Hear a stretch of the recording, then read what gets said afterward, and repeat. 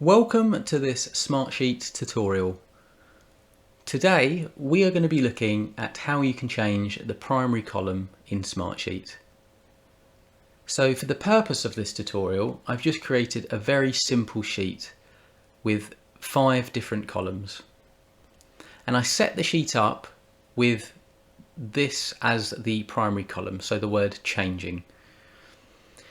Now, one way to know what your primary column is by looking for the header that is in bold, and the second way is by looking for that eye icon. So when you navigate over the different columns, you won't see that eye like you will when you are over the primary column. And when you hover over that little eye, you're going to get some more information about what the primary column is and how it works. So that's just a good couple of tips to finding the primary column if you don't know already. Now, let's say we want to change the primary column here. Well, what would we do? Well, you might think that you need to change some of the column properties or change some of the project settings. You may go to the top of the screen and look at the toolbar here and looking for the different options. Well, unfortunately, there isn't the functionality in Smartsheet to be able to do that at the moment. But that doesn't mean that we can't change the primary column. We just need to do so in a slightly different way.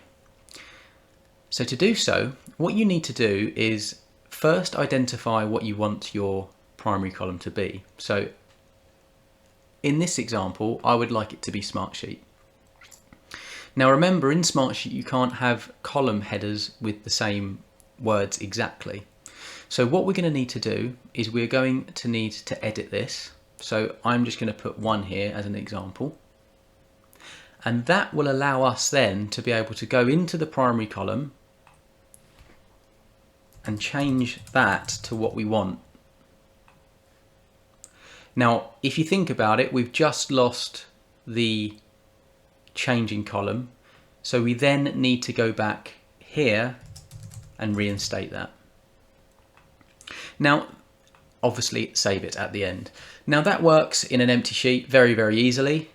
You may have a lot of data in your sheet as well, so just consider that when you're making this change. You may need to move some data across, highlighting all the rows and left clicking and dragging and dropping where you need it. So just bear that in mind, or otherwise you're going to have data in the wrong columns. So I hope this tutorial was useful. Please do let me know